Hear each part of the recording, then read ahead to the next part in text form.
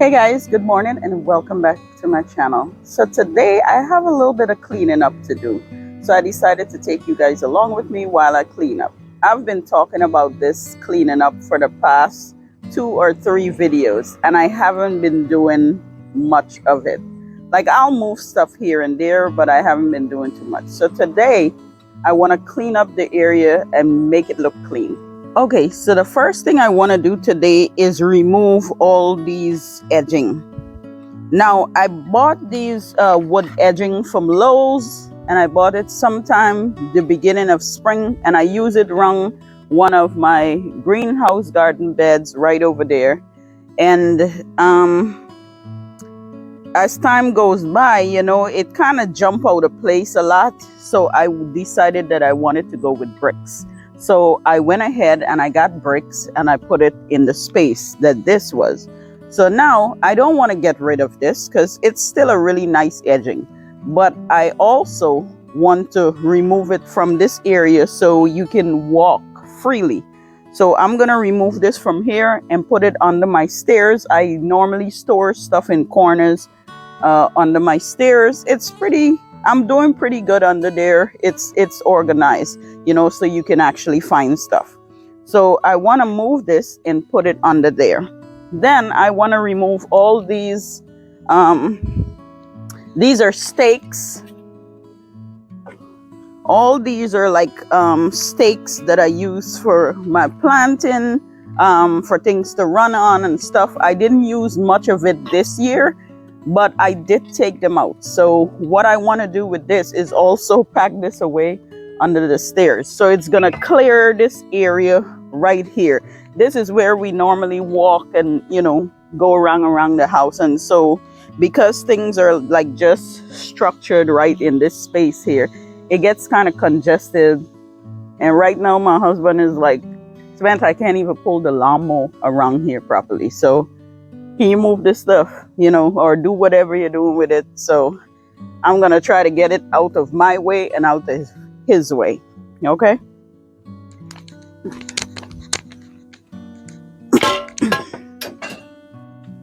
Now over here in this corner, I have some beautiful plants. However, some of them I got to really transplant, remove, cut back, all these different kinds of stuff. I still have peppers in a pot here. I have a blueberry plant in this pot, but I want to like put them around like right here. So this part doesn't seem so congested as well. And maybe I could get to put my chairs out, just put stuff as though decorate it then. We're just going to decorate it so that it doesn't look so congested. So that I'm going to do as well. Okay, so these pots look outrageous, but I don't want to cut them back right now. However, the flowers that are in them are marigolds. Now, I never expected these marigolds to get this big. But throughout the summer, the spring, summer, late spring, summer, it looks so beautiful. So I was like, I'm going to leave it and let it just go wild. However, there's a lot of dead flowers on it that I need to cut back.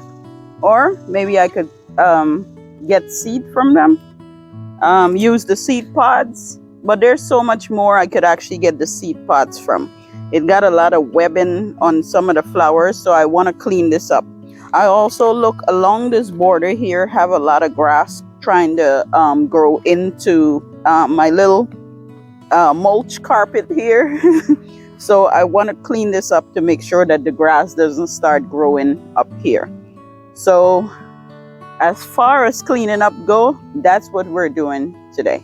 I have some gloves, pruners, and a bin. And I'm going to start in this area first because the sun is moving in pretty fast. And although today is not so hot, I want to get this done and out of the heat.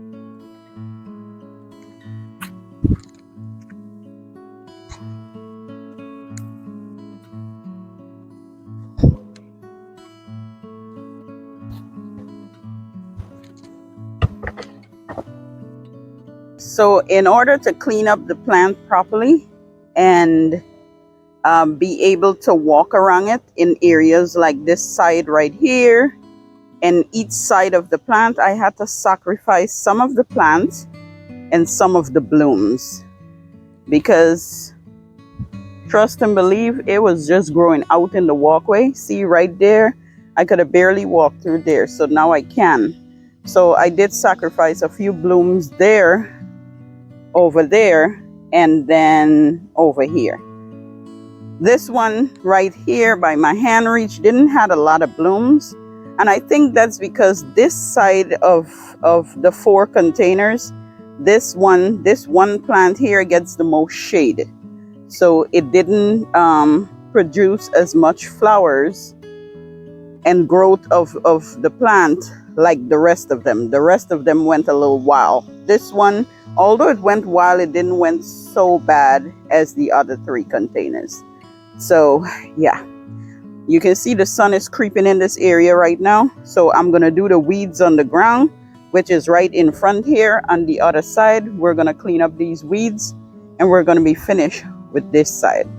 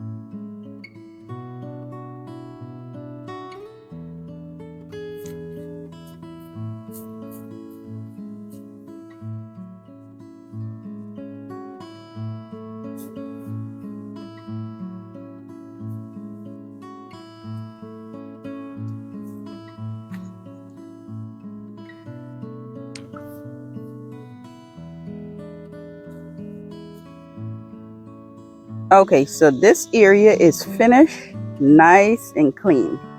Now, what you notice I'm spraying is, or what I am spraying is grass and weed killer. Now, in this area, when I clean between the bricks, which is not too often, this is the second time for the entire year I had to just pull a little bit of weeds from between the bricks. But when I do that, I spray the weed and grass killer so it doesn't grow back as fast. Because right before the bricks, is grass. So the grass tend to grow through the bricks and kind of creep up right at the top here. And I try to prevent that. So that's why I clean between the bricks and spray the weed and grass killer, spray it so that it doesn't come back as fast. And so it works really good for this area. However, I do use the weed and grass killer in other areas of my yard. But let me tell you something. So these weeds sometimes gets you so frustrated and you just start spraying like you're going crazy and hope that it will kill and you never ever have to do it again. But I use the weed and grass killer around some plants. The actual plant that I use it around is the big blue liriope grass. It grows a purple flower.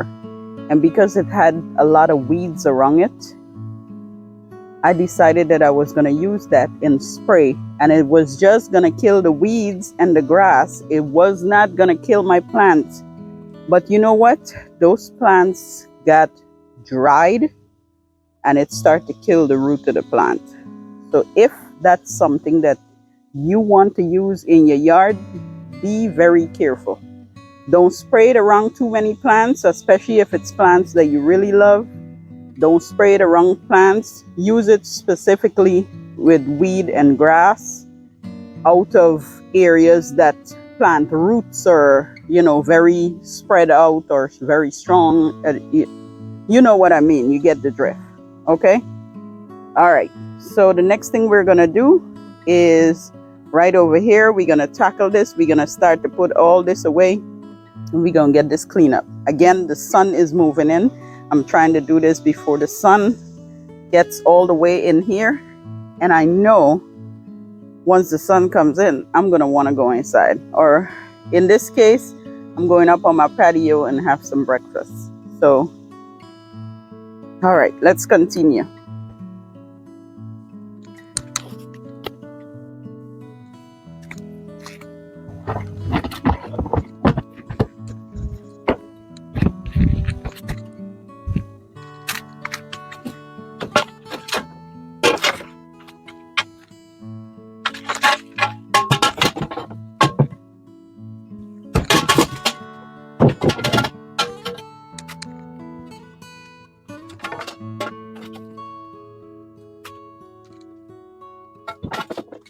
Ouch.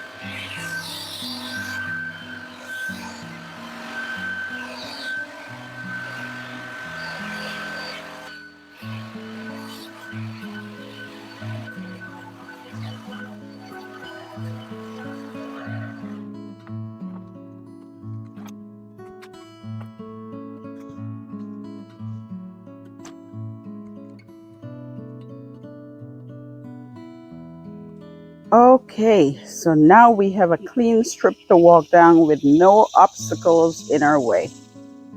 Except the two plant pots, but those are pulled in the corner. And let me turn around so you can see the other side. This is the other side. The plants are nicely tucked in the corner with the chairs.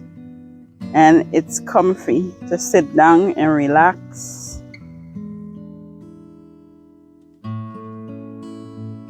So I did put some water on these plants because the sun is coming in and they were a little dry.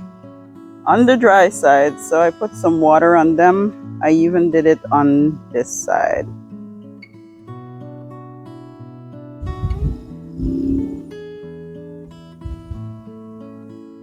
Just make it look a little bit decorative with the plants. So the sun is in this corner already, but even my garden section look really clean. So I love it. I love it when it looks clean. So now I think tomorrow my husband is gonna cut the grass, which is gonna make it look even sharper. For the garden beds or space that you see empty, that's where I put all my fall stuff.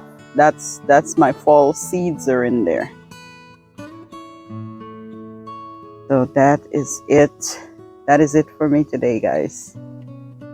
This took me an hour and a half or an hour 40 minutes, and that was good enough for today. I am gonna be relaxing for the rest of the day with some good breakfast. It's about 9:30 in the morning. Yes, actually it's 9:36. I'm gonna relax with some breakfast. Hope you guys get a chance to do something amazing today, something beautiful, and I will catch you all in my next video. Bye for now.